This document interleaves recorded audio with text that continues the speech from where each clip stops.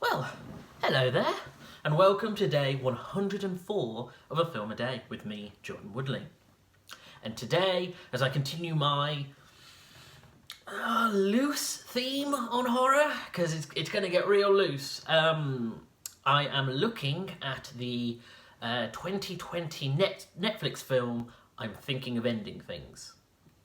So as I say, in the vaguest possible terms when it comes to horror, because frankly, calling this a horror film is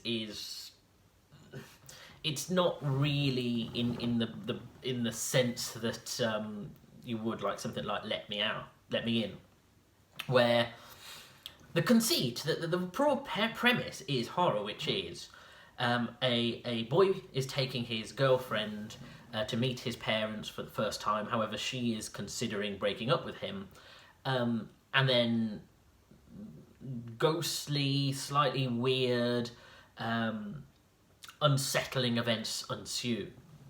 However,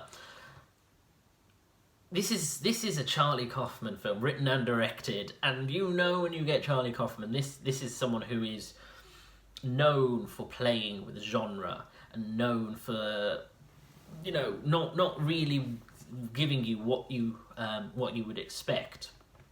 And this film does use some real haunting styles to it. There's something very it's a very metatextual piece. It's very much about, you know, characters. Do they know their fates? Do they know what kind of story they're in, even if they aren't acknowledging it?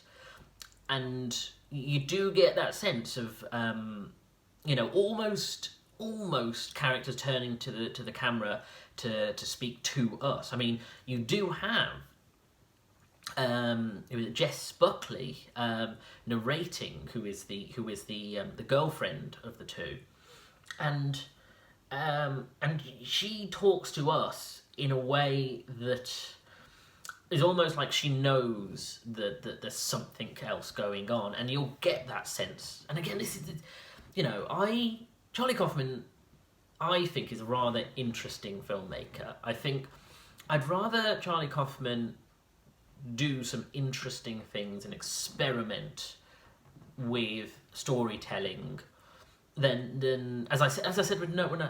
I've said multiple times to Nolan, I'd rather have Nolan try to do his ambitious projects and his take on heist films or his take on a spy thriller than have him do a conventional version. And similarly with Charlie Kauffman, I'd rather have this weird, barely comprehensible train of thought film that's Charlie Kaufman trying to do something than have a film that has Charlie Kaufman's name on it and it turns out to just be a very standard, you know, family drama or ghost story. I came first in sort of, I mean, I've been aware of his name for years, but the first film that I saw was Anomalisa, and of course that's his take on an animated film. And again, though it's weird, though it's not quite, you know, you don't leave thinking, oh, what a great film. You leave thinking about the film and thinking about the meanings and what the themes are, and whether, you know, there's something else going on inside the film. And I like that. I mean, that really appeals to me. There's something very David Lynchian about his style, and Charlie Kaufman is his own filmmaker, but, you know, it calls back to that Lynchian sense of dream. With Anomalisa, I remember it, but particularly with I'm Thinking of Ending Things, this has the real hallmarks of a dream, where, you know, you have a character like, so you have Jesse Plemons, who plays the boyfriend, and as I said, Jess Buckley, who plays the girlfriend. Now, the interesting thing, the boyfriend always has the same name. It's completely disappeared out of my head for a second. But the girlfriend, what's interesting about her character, as you think she is the lead, details, or as I say, she narrates it, so you think, oh, well, it's from her perspective. And yet, details of her character are constantly shifting, from her job to her name to, you know, just weird things where you think, oh, you've completely changed the character in the midway through conversation. And you have, like I said, this dreamlike sense of going from room to room of this house, and you have Toni Collette and David Thewlis who play the parents of the boyfriend, and again you meet them in different rooms, and they're different ages and different points in their life, and their understanding of what's going on around them shifts. And there is something haunting. Like I said, this isn't not a horror. There is something haunting about it, and you have that unsettling disturbia where you just you know something isn't right, and you don't know whether to be uncomfortable or whether to be anxious, or whether this is just what the feeling. Like I said, like a David Lynch. I know people who are unaccustomed to the style of David Lynch would call his films horror, when in fact, like I say, there's something more dreamlike, and I think that's unsettling. And the film, for the most part, I really like. I really like the first 15 minutes when they're in the car driving. I genuinely was really quite. I love the like I said, the haunting of they're driving through a blizzard, and there's something so fatale about it, where it's like, oh, is something terrible going to happen, and is it inevitable by the conversations that they're going to have and the way that they are in themselves and to each other. Of course, you know, in reference to the title, I'm thinking of ending things. What does that mean? And that first 15 minutes is, you know, it takes its time, and then you get to the dinner sequence and the walking around the house again. I really loved all of that because, again, it had that real cool dreamlike aesthetic.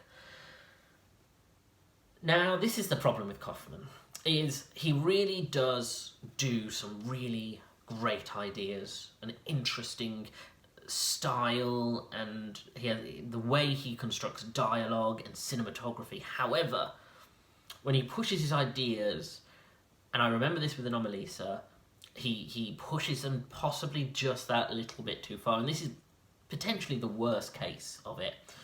And I won't go into too much detail, and I won't spoil it, but when you get to the third act of this film, it takes such a radical shift that it almost takes you out of the film entirely. And although I think it does to some degree tie into the rest of the narrative, and it's talking about age, and it's talking about dependency, and the idea of you know, people at different points in their life, and you know, talking about love relationships and the collapse of that and the decline of people. And I think the ending, in the end of the third act does play into that, but it's so radically different, and it's such a left turn that, frankly, I don't know if I'm entirely on board with it. I really liked where it was and where it shifts to. It's more, it's too meta for me, and if it's too meta for me, it means it's going to be too meta for most people. I did like it. I'm glad I watched it, but I don't know. That third act is a real thinker. But again, like I said, Charlie Kauffman is the kind of filmmaker where he doesn't give you answers. You leave a film not really knowing what went on in the film. You leave thinking, oh, well, I think the meaning behind it and what was going on is the answers are contained within the text, but he doesn't give them to you. You leave thinking, what could they be, and what could this mean? And when she receives a phone call, who is that voice, and what does it mean, what he's saying? Or when she goes into the basement and sees paintings, and you think, okay. Or when it keeps cutting to a janitor, you think all of these things play on into the main text. Like they're happening throughout the film, and you think, these all must be answers to the question of what we're supposed to take from the film and what the ending means. But as I say, it's a very you have to be to his taste. I am actually very keen to really venture back into older Kauffman films, because some of his older ones, especially the ones he's written but not directed, are beloved. I particularly, I've been saying for months before I did this series that I'd like to go back and watch A Synecdoche, New York, and of course Eternal Sunshine of the Spotless Mind, and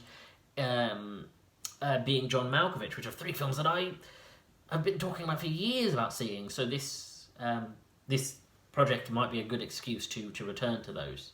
And again, this really makes me sort of want to go back and sort of delve into David Lynch. But it's interesting. I'm glad I watched it, and it's definitely a thought provoker. Anyway, if you like this video, please hit the like button, subscribe to the channel, and go back through my catalogue of 100 videos, or over 100 videos. You can follow me on Twitter at Jordan_Woodley, where I'm sharing funny videos, movie trailers, movie news, and of course links to the new videos. Thank you for joining me. Take care.